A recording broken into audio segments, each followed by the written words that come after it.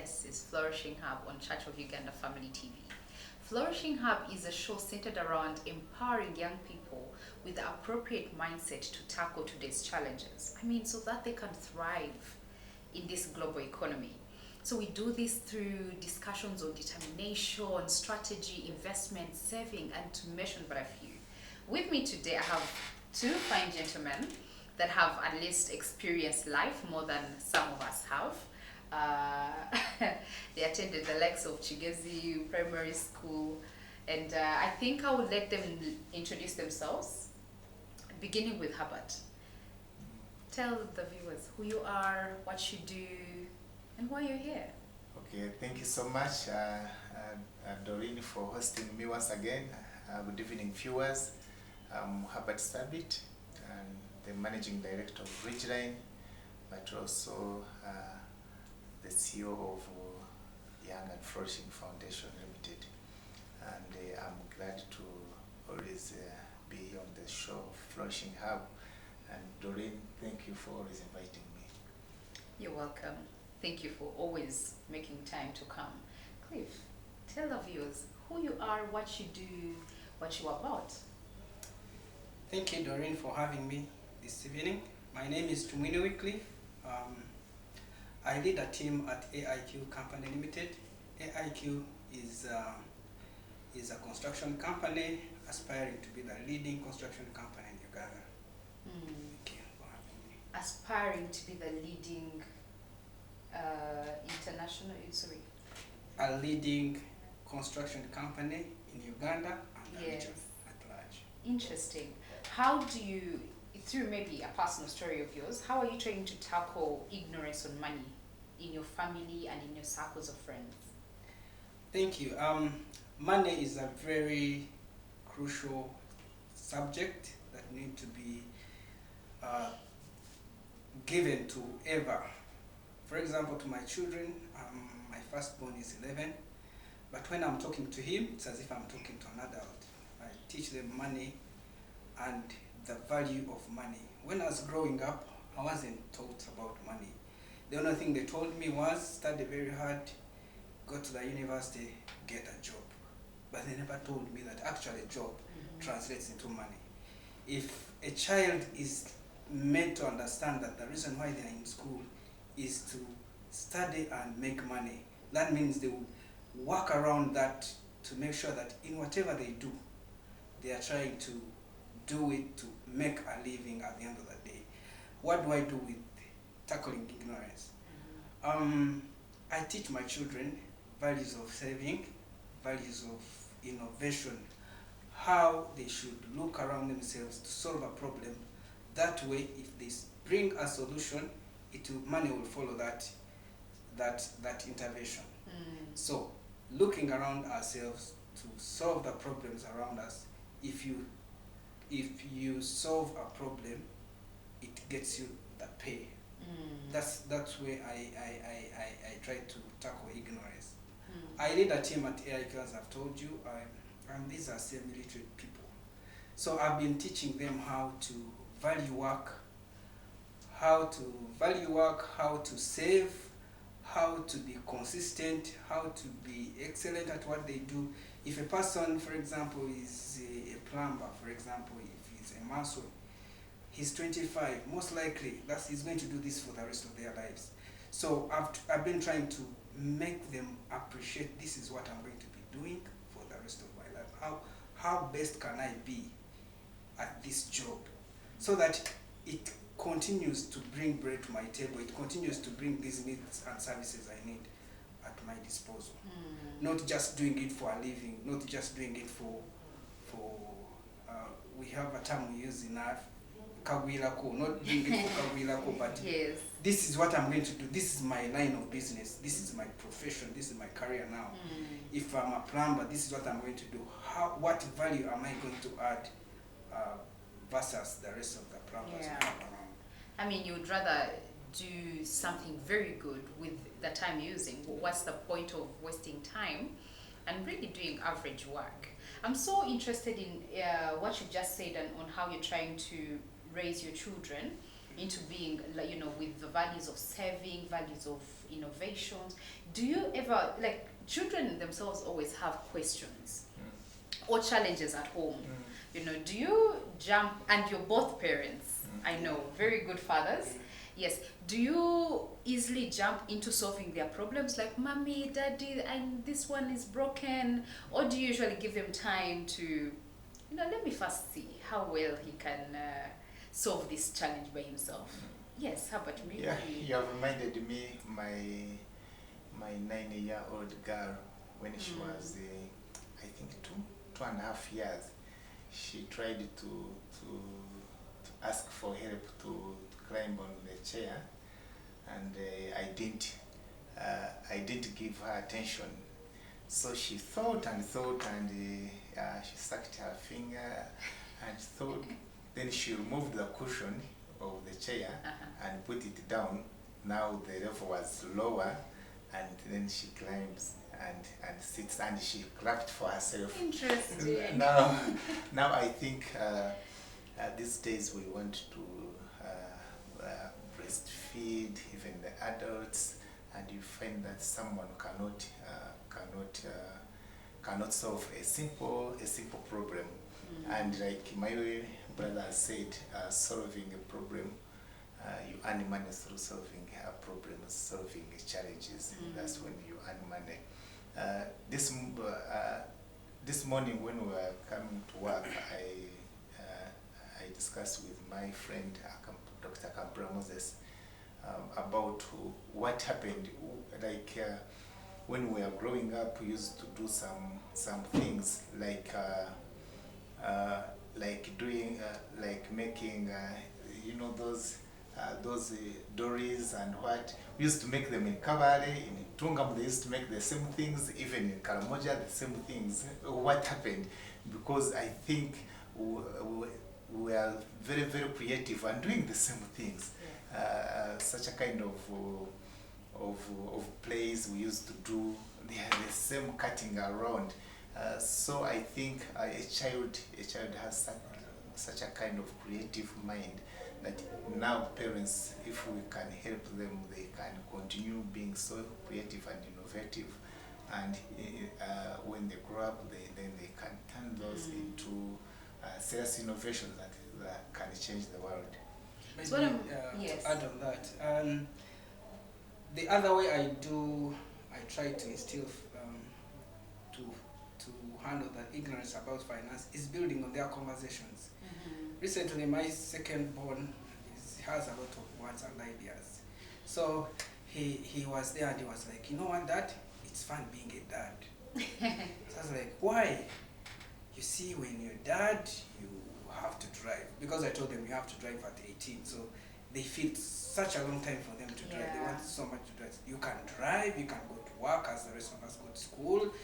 He explained so many things. I was like, okay. You think it's fun? He was like, yes, so much fun. I was like, okay, now, this is what involves being a dad. You have to wake up very early in the morning, work, find the money to buy the bread, milk. I told him all the things I have to do as a dad. So I told them, you know what, we are going to swap roles. This week I'm going to be you, and you're going to be daddy. So you have to drop me in the morning to school, and you go to work. Make sure that there's bread. Make sure that power is paid. I was like, who is taking that turn?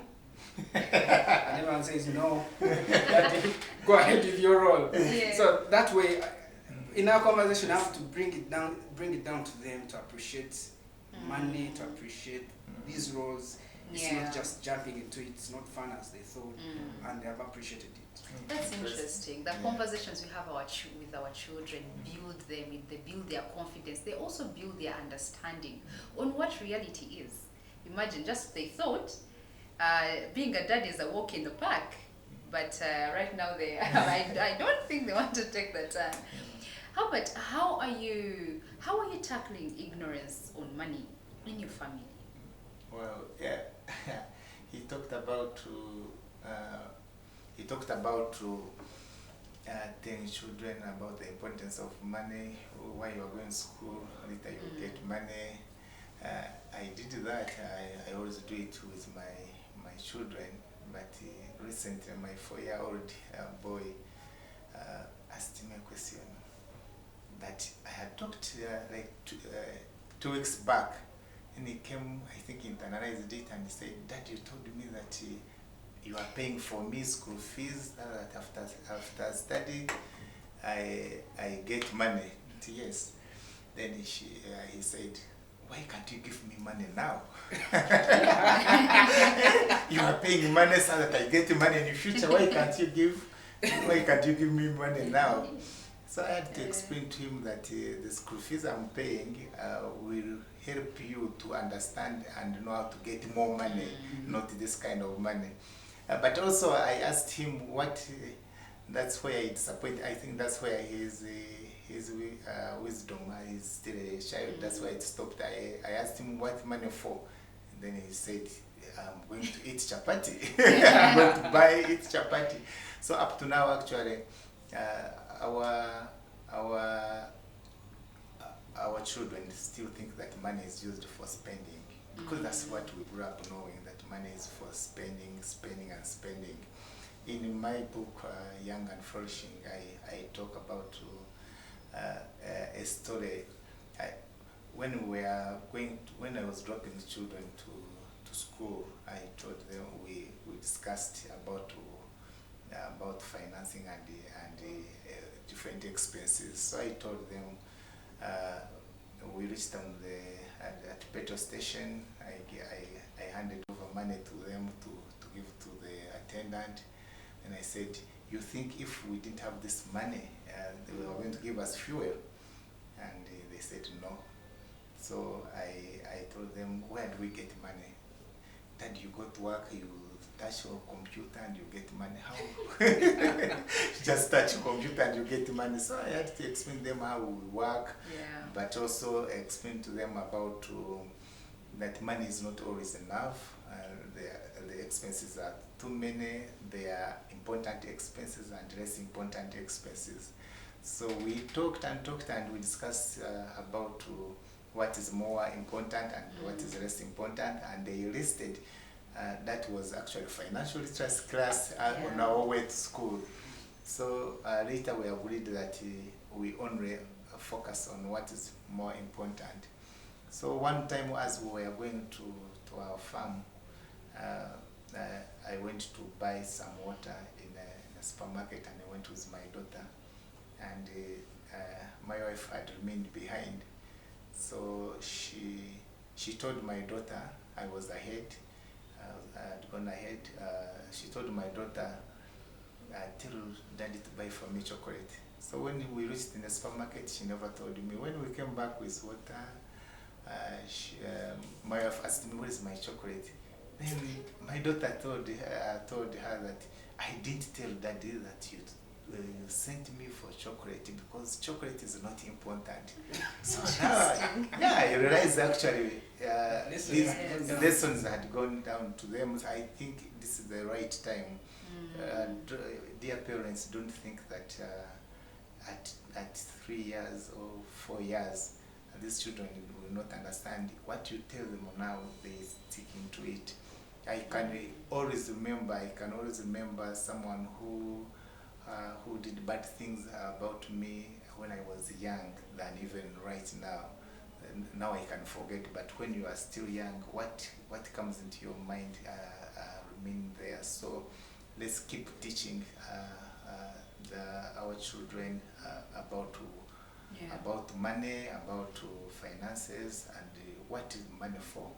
I think we need to keep discussing about this to our children, and also to different young people out there. Thank you, Herbert. That's interesting. It's so interesting how whatever we tell our children sticks with them, and I know many of us can attest to that. If you're just joining us, this is Flourishing Hub, and this show is basically centered around empowering young people with the appropriate mindset to thrive in today's world. You know, there is a lot of competition, and today we've started with talking about ignorance, how these gentlemen are tackling ignorance about money in their families. And those were quite many nice pointers. You can always check on our YouTube of Church of Uganda Family TV and follow up the conversation that happened before you joined us. So Cliff, tell us, what about greed? I know people are greedy. It's like there is just not enough for everyone. People thrive for a win-lose kind of situation. So you would rather, I want more and more and more and more. I've seen very few people go for a win-win situation. So how, with this greed and impatience, what do you say about that? Thank you. You see, we are living in a very unique environment. Our parents didn't live in such environments where we have social media, where we have TikTok, we have Facebook, we have WhatsApp, all sorts of media platforms where people show off. Apparently, what people post, they normally post the good things. When he's having a meal at Java Cafe, takes a shot, sends it around. When he's at the beach, that's what he puts across. When he's hanging around with big boys. So the young people out there think, oh, I'm the only one left out. Well, life is not working out. But you don't know what these people are going through. They are just giving you the nice side of life. Same thing with showbiz. People like to show off their latest cars, their latest phones, their latest. And we never get to learn how they have come to that point. Probably they are even borrowed. So life is too artificial, if I might say. It is too artificial. It's not real. It's not like how we grew up and you're on a village, you know Herbert, you know how he sleeps, how they eat one meal a day, or blah, blah, blah. But today, you're living in a global village. You're able to access all kinds of people across the globe and their lifestyles, and this heaps a lot of pressure on us. And we want to be like them. And virtues of hard work, resilience. Now there's even a new term, working smart. I don't seem to understand it. What I grew up knowing was work hard. And I still believe for you to make it in life, you have to work hard. You have to persistently work at something. Find your niche, find your passion, work at it. I told Herbert when I had COVID in the first lockdown, after recovering it, I started testing my lungs to see whether I'm okay. So I started hiking, and I've learned so many lessons from hiking. It takes persistence, takes perseverance for you to walk one step after the other to get to the top. If you come and thinking it's just one do, you'll just collapse before you reach that first camp. The thing is, young people need to be told, you've got to work hard. And it's not for a short term, it's a long-term journey. Work at something year in, year out. You might be seeing Herbert, oh mama, the guy is doing well, the company is winning contracts and blah blah. I was just with him the other day. And you think it's just that. No, it has taken him, probably if I'm not mistaken, more than 7 years to build the company. 7 years of hard work. Actually, it's 10 years. It's 10 years.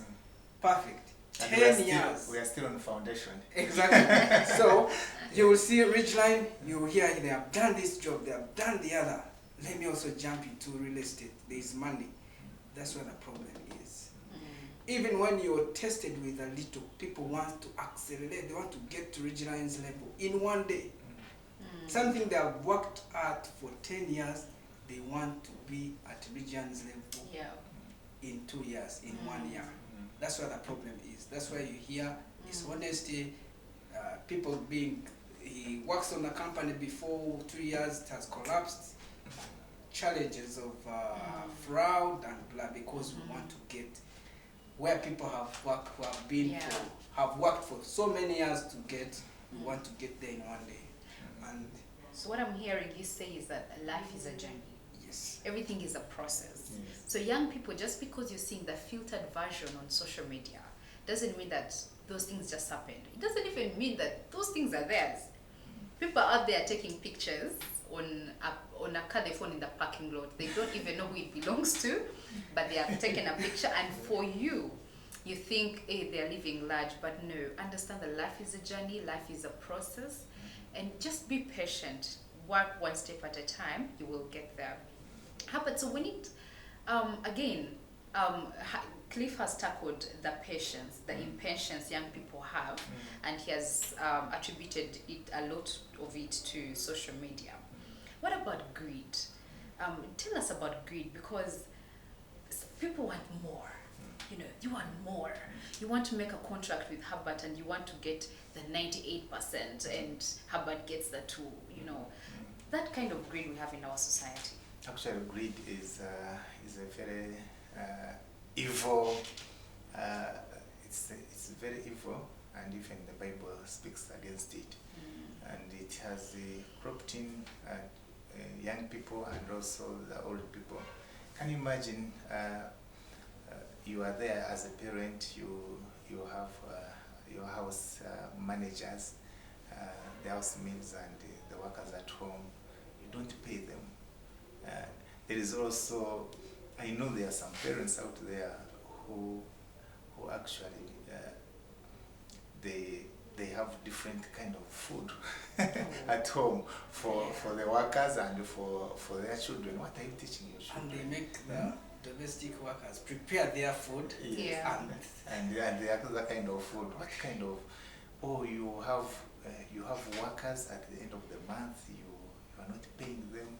Yeah. And you are driving, maybe if the economy is doing badly and they should understand, but you are driving in new cars, you are doing what, you are not paying them. What kind of, there is a friend of mine, his friend convinced him that they join, like my brother Cliff, who is in construction.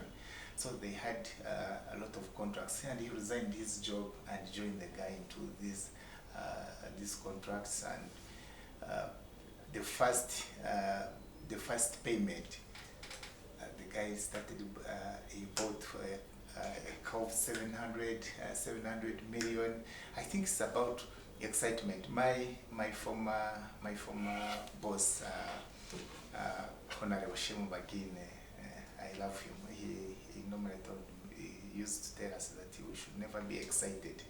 Excitement is very bad, and I think the greed comes through such a kind of excitements.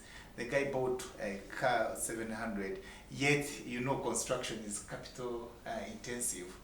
That money was supposed to do the project, but he's using it to go and eat life out there. So my friend, whom he was working with, was almost killed by workers in northern region. He had to escape, and the projects and the company perished because of such a kind of greed and wanting to eat. But also, this has reminded me, there are some businesses that are dying because of greed. I start a company with Cliff, and I start stealing from my own company. You feel like you should develop, you should grow alone, not growing as a company or as partners. You want to grow alone. That's why people don't like partnerships. Really, such a kind of greed will not take you anywhere. Wanting to work alone. By the way, even those who are working alone, they steal from themselves. I normally tell people that a company is a separate legal entity. It should pay you salary. It should do. If you borrow from it, you should pay back. Now, if you keep milking from the company, you touch the capitals, and you find the company has gone down. So greed is a broad topic discussion that we can discuss until the cows have already come home. It's evening. Yes. So greed is very bad, and young people out there live a day at a time. There is always a price to pay. You cannot just get money freely comes and free to evaporate. So just be patient, live life at your go. I have understood from my childhood how I grew up. I have understood that actually step by step God is moving with us, and if you are true and genuine, you reach at the top, you will succeed. But these things of wanting to jump and go to the top, you find you compromise yourself, you compromise your own body. I'm speaking to girls out there whom I see you are naked on Twitter because you want followers. I'm speaking, please stop that. You live a day at a time. If you want followers, Maxwell tells us that leadership is about influence. If you want followers, just do something good that will add value to the community, and the followers will come automatically. There is always a price to pay. Whether it is good or bad, you will pay that price. Let's take a short break, and when we come back, we shall discuss greed in relation to the limited resources. I think sometimes people feel there's just not enough to go around, so I must pull as much as I can for myself, you know. So let's take a short break and discuss that when we come back.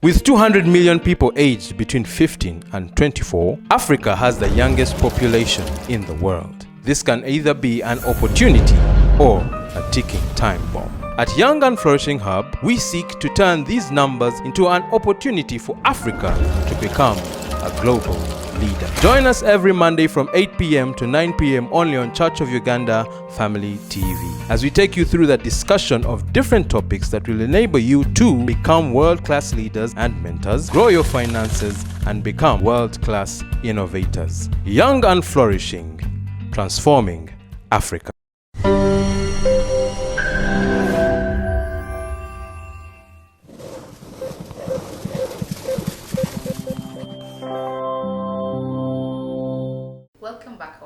Thank you for sticking with us, and this is Flourishing Hub. It's a show centered around enabling young people or imparting in them the appropriate mindset to thrive in this global world. It tackles a wide range of topics, and today we'll be talking about money, greed, impatience, and to mention but a few. And before we broke off, we were talking about the scarcity mindset.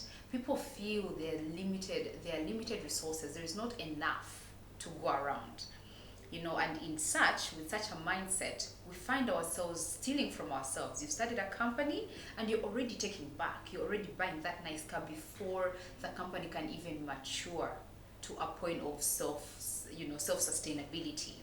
Yes, and I want Cliff to tell us, what do you say about that scarcity mindset, that attitude people have to feel like there's just not enough, you know? Yeah, you're right, Doreen. Resources are scarce. They will always be scarce. And no one should lie you. Whether it's Bill Gates or whoever it is, resources are still scarce to them. So no one should deceive you that when you rush to pull this and the other, then you'll have enough. Resources are scarce, with or without. The thing is how to manage yourself around resources. We are stewards. God created us to be stewards. The thing is, true, the resources are less, but can we teach ourselves to mind only what is in our disposal. What God has given us. Can we manage that? What talent has God given you? What networks has God given you? For me, I can give a whole lecture about networks, because networks in today's world are very, very, very crucial. What networks? Where are you born? What resource do you have around you? And resource, I don't mean money, I don't mean property. It could just be your head. Can you make use of that? Even somewhere in the Bible, God asks, what do you have in your hand? Exactly that's what you have is what you use. Yes. So how to manage the resources at our disposal. Time is a very huge resource. What are we doing with our time? Before we start looking at someone flourishing in Flourishing Hub, and they want to go again to go after you. The thing is, what resource do you have, and what are you doing with it? I think that's the most important thing. When you mentioned the importance of networks, I remember the famous quote that says, "Our network is our net worth." So perhaps it's time for you to evaluate your network, to evaluate your friends, the people you talk to. You know, just think about it. Can they give you, can you get money from them? If you, Herbert seems like there is a point that is itching him. Please bring it out. Yeah, you have reminded me. I normally tell people that yes, if I'm to network with you, I should have a value I'm adding onto you, and I should also get something from you. There's something I should be learning from you. But when you are just there and the discussions is about Manu, about Arsenal, about Ukraine, maybe if you are discussing about Ukraine and Russia, think about how Africa is importing wheat from Ukraine and Russia. Actually, that I was told that the commando is going to be scarce these days because we are importing wheat from Ukraine and Russia. That's kind of discussions that we should be engaging in. Yes, I love entertainment, but too much of entertainment will it bring food on the table. So the kind of people I normally restructure my friends. So if you have not had a phone call these days, maybe I have restructured you. Yeah, I normally restructure my friends according to what am I adding, what value am I adding to them. If I see that there's nothing I'm adding to them, or there is nothing I'm benefiting, then really I don't think it's worth of time. Like my friend Cliff has said, time is in Africa we behave like we have a lot of time on our disposal. You call someone, let's meet, and he comes 1 hour later. You are waiting for an hour. What kind? An hour you can make 2 millions, you can make 3 millions in an hour just waiting. Then you meet and you start discussing things that are useless. Really, we need to redeem our time. We need to know how to utilize our time. In so doing, I know that we can be able to flourish. You've mentioned the point on re-evaluating your friends and their importance in your life today and your importance in their life. I was recently I had a conversation with a male friend, and I told them, you know what? Recently, I re-evaluated my friends. I cut them off, and then they were like, those things are easy for women. You people, anytime you're cutting off friends, but us men, it's difficult. You don't just go abachala, or you feel like you can unfriend people, But I did it because I felt I just re-evaluated my life and where I am at this point, how these people are helping, and how So, what advice can you then tell a man, a boy out there who feels like, you can't be out there cutting people? Yeah, I'm not saying that you should. If I don't call you, doesn't mean that I hate you. It doesn't mean that you are not valuable, but it means that I should have a reason why I should hang out with you. I should have a reason why I should Wycliff knows that we like eating pork. I should have a reason why I'm eating pork with you, not just to come and we eat pork. That is for sure. I should have a reason why I am in your life. There should be a reason why I'm in your life. And those networks, if we build purposeful networks, we shall be able to transform our lives and Africa at large. I have a number of friends now. Especially, let me talk to you, Christians. The Christians think that you have to network with the same kind of believers, and if you are there and you are networking with the same kind of believers, what kind of message are you putting in? Do you just meet for Bible studies alone? By the way, even the Bible studies, the Bible is one of the best, of course, the Word of God, so you cannot compare it with any other book. It has a lot that can help us to flourish. It has a lot that can help us to flourish. But what kind of discussion do you, or you are just in a gossiping, talking about so and so, talking about the other believer, how he has slept with so and so, such a kind of nonsense. Yes, I'm sorry about that, but that is too average. That is, we need to start thinking. You go to bars out there, the guys in the bars there, someone tells you, do you know I have a contract and I don't have money, and this guy is good. I know some friends, they collect money and give it to them. Yeah. But Christians, do you do that? You collect money and give to them, you can't do the contract, and then they bring back the money, and they are closing deals in bars and what, and so you go there to preach against bars, but guys are developing. You keep preaching and casting demons against the bars, but guys there are developing. I'm not preaching that you guys should go to bars, but I'm saying that when we meet, what kind of discussions do we have, and will it help? Will it put food on the table? Will it change an environment? Will it change? That's the kind of dominion I think God expects us to have. Maybe yes. On what conversations are we having? I know our young people these days, we are not younger anymore.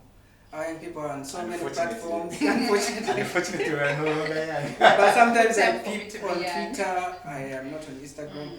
But there's so much conversation going on. To just add on what Sabiiti is saying is, what conversation are you engaged in? Yeah. And what following do you have? And why are they following you anyway? Or why are you following them? The thing is, you should purpose to have an enriching following, or enrich someone in some ways. The thing is, you're having a following, but why are they following? Because you're abusing someone around for no good reason. The thing is, I'll give you an example. That's news. No, really. The thing is, when I just left my work to begin AIQ, I got somewhere in the middle and life was hard. I'll give this an example because Herbert is here. The thing is, life was hard and I was contemplating writing an application, start applying for jobs because it was tough. So, conversation again. What did I do? I drove to Herbert's office to just have a conversation. Just because when you feel low, you're like, let me just have a conversation.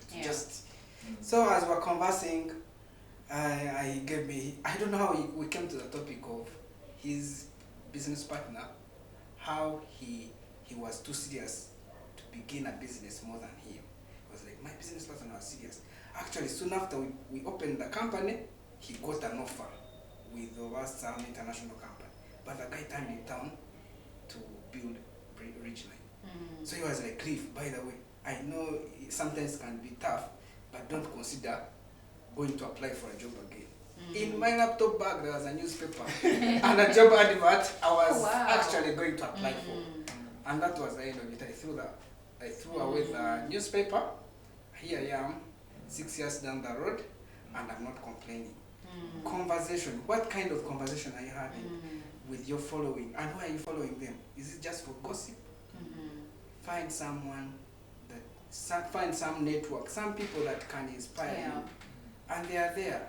Join Rotary, join Business Network International, join a group, a saving group. They will speak sense in your life even without you knowing. If I had not passed by his office, probably I would be somewhere employed and again complaining that pay is not enough and thinking about how I will retire and what I will do. True. So therefore, would it be important for us to always ask ourselves, does this thing I have make me better? Does this person I have make me better? Would that be a question someone would ask themselves as they are trying to reevaluate? Is this person challenging me to be better? Okay. That could be the question you should ask yourself. Yeah, as I hang around you, you should ask yourself, is Cliff challenging me? Does it trigger my mind to think we're ahead of where I am? Yes, or I'm the one pouring into them, and then you have no one around you to Interesting. inspire you. Yeah, also, he talked of network. That's why we are intentionally building this Young and Flourishing network. We want not only to have people to enjoy with them pork and But you don't invite me for pork. But we proceed. Yeah, but next time I will invite you. Since you are inviting me to come on this Flourishing Hub, I think we should invite you and we go and discuss the Flourishing Hub in our pork joint. Nice. Yeah, so we want to build a network of young people who have purpose, who have that eager and anger. You should get annoyed really. Why are we importing wheat from Russia and Ukraine and we are now suffering from at least oil good enough we are going to produce our own oil. Why should we import toothpick? That's the kind of discussions we have around. Yeah, those are discussions that that Young and Flourishing Network will be having, and from there we shall get serious business people, innovators, and Africa will be transformed. So I couldn't recall that yes, it is true. My business partner Moses had gotten a very good job in an international organization, but indeed he turned it off, and we are now 10 years. We are 10 years building a strong organization because we are not greedy, we are not impatient, and I still tell people that we are still under foundation.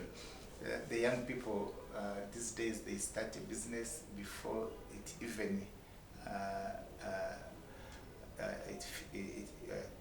it starts growing. They want it to fly. They are impatient, like we talked about. They are impatient. They are greed. So you need to be patient. If you have to build a sustainable organization, you need to be patient. You need to think of money later, not now. Though we are talking about money. You need to know that I will get money at a later stage. Let me first build this kind of organization. I think next time we need to host us on how we discuss about how can we start a small business and grow it to be an international organization. Then we can discuss this kind of things. I will put that under consideration. Thank you. But yes, as we talk about money and starting a business, I know one thing that has at least been a constant on many people, with many people, is saving, the power of saving. But then again, someone will tell you, I don't have enough. What I have is not even enough to take care of my basic needs. You're paying yaka, water, and rent and food. Money is done. I'm already in debt. So how do you save what you don't have? How do you save what you already have? Limited resources as it is. The money is not bringing. It's not enough. How do you save what you don't have, Cliff? Yeah, actually, Cliff, when he's answering that question, on social media, someone asked him a question that someone has no means to live. do you say? And you are saying that we should live in No, our own means. We should live in our own means, Yes. yet there are no means There to are no live. means. Yes. Life is Yes. hard, at least some say. I actually feel that gentleman when he says some people have no means to talk Yeah. about. I think I have lived that life before, and yes, you get your 200,000, and it all goes to the needs. There's no extravagance here. Herbert will say no, but it is going to the needs. Doesn't God say we should live? Yes. This is food. This is water. This is you've got to walk to your workplace. It all goes into the needs. Basic needs even at that. Basic needs. I can tell you, Ugandans who are like that, I feed you and I know you're there. No motivational speaker should say, live in your means beyond that. You've got to live. But what do I say to this Ugandan? These many young people out there. One, I identify with you, but two, you can still save. How do you save? Save in your networks. Save in your networks. Save in the way you approach your work. It might not be making you shine and have all these holidays like the rest of the people, taking you out, whatever. But give your work the best. Okay. So maybe with the simbewa kati, do we save after spending or we save before spending? it looks like it's scratching you. Please, just give us... Can I first go? The thing is, I know there's someone who cannot squeeze 10,000 to save. For real, that's what my son said. For real. For real. Yes. This Ugandan cannot put aside money to save. I'll give you an example. I worked somewhere where a month I made a plan to save. I was earning 250,000.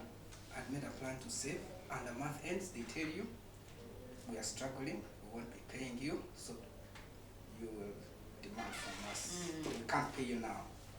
You've saved 50,000, it will come and service. You're going for another month now. So, zero. And there's so many people like that. What do you do when you actually living in deficit?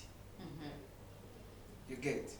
For me, what I can tell such a person is work hard at your work with positivity, with a positive attitude. Give it your best. Whichever customer you handle them very well. As though God was there, we are witnessing you do that job. You get? If you have a boss, I know some bosses you can be tricky. Some boss can really make you feel you're stupid. Like you don't feel valued, you don't feel you're adding any value. They make you demean you, and serve that boss with the best humility, with the best attitude.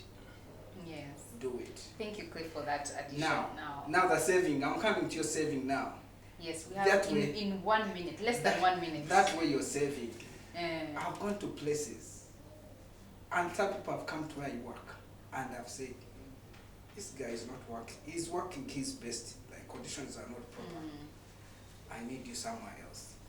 All my jobs have been through networks, and of the people, not of the gamba nogu, but of the people who appreciate this guy is good at this. He deserves better. The value you bring to the table. Exactly. Helps He deserves you earn better. more. He deserves better. You must have seen some people, Herbert, in an organization you feel, he deserves better. Yeah, sure. And Yeah. you either connect them yourself or you take them on yourself. For me, that's the best saving you can do for yourself. Okay. So while that is there, but sorry, Herbert, do we save before expenses or after? Because at the end of the day, our needs are immense. They can't even fit in the money we have. So in that case, like, what do you tell a young person out there who wants to develop, who wants to save, but feels the needs are many, you know? If the needs are many, then you eat the money. Eat the money. Yeah, but there is I think, Doreen, there is what we call, how do I term it? You are going to work, Monday to Friday.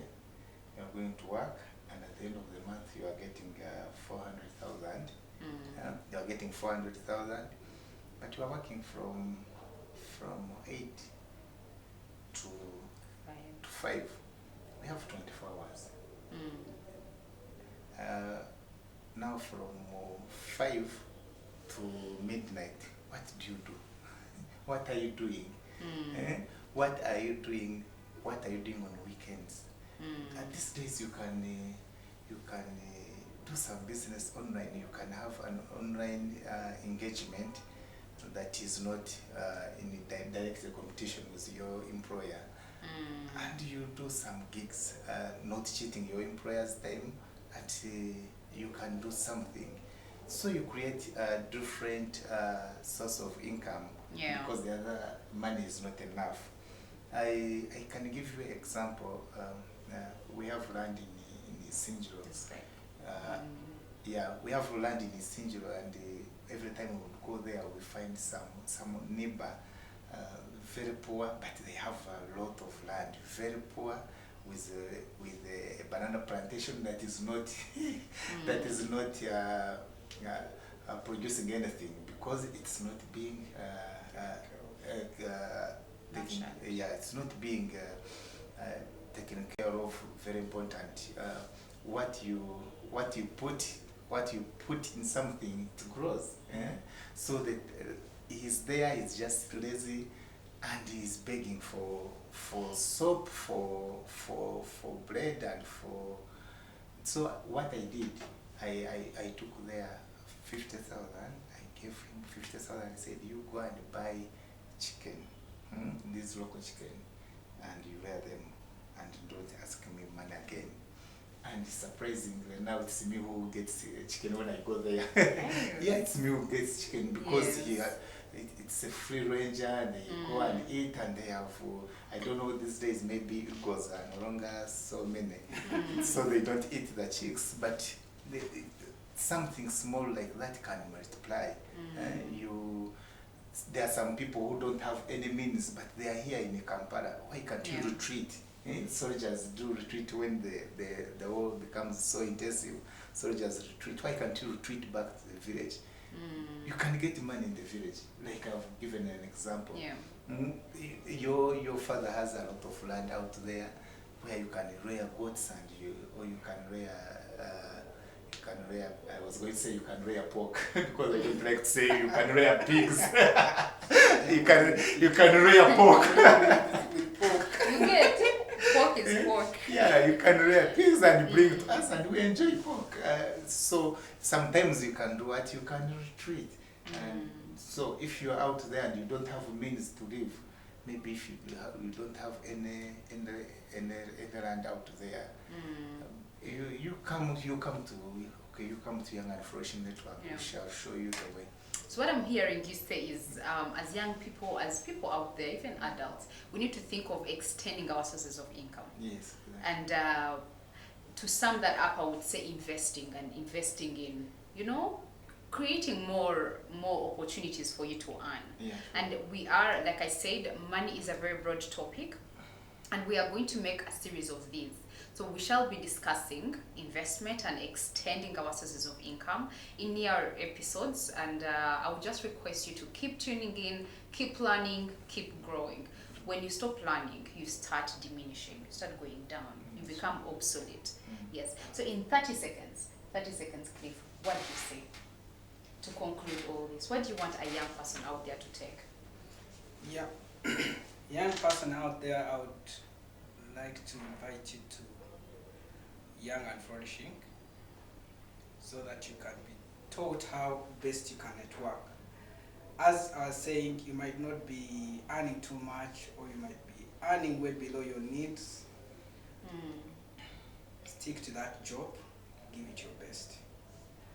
Give it your best. The thing is, I know there are many people, you're like a waiter at a restaurant, you don't like it, you have attitude, but there are waiters who are earning more of their salary, more than their salary per day in tips because of their attitude.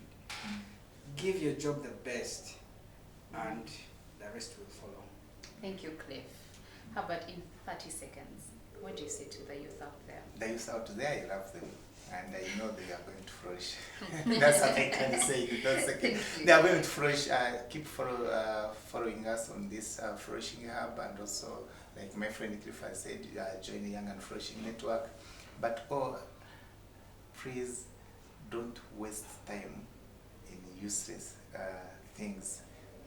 Use your time so well, because time is actually not scarce. God gave us equal time, whether you are rich or you are poor, you have 24 hours. So use your time productively. Okay. That's what I can tell you. Well, thank you, Herbert, for those words of wisdom to the young people out there. And thank you, our viewers, for staying with us, and those who joined us a bit later. This is Flourishing Hub, which is a show centered around empowering young people to be the best versions of themselves, to conquer their life's challenges, and also to thrive in today's global economy. Tune in every Monday from 8 p.m. to 9 p.m. to learn, to grow, and just get tips on how to prosper and thrive in today's world. Thank you.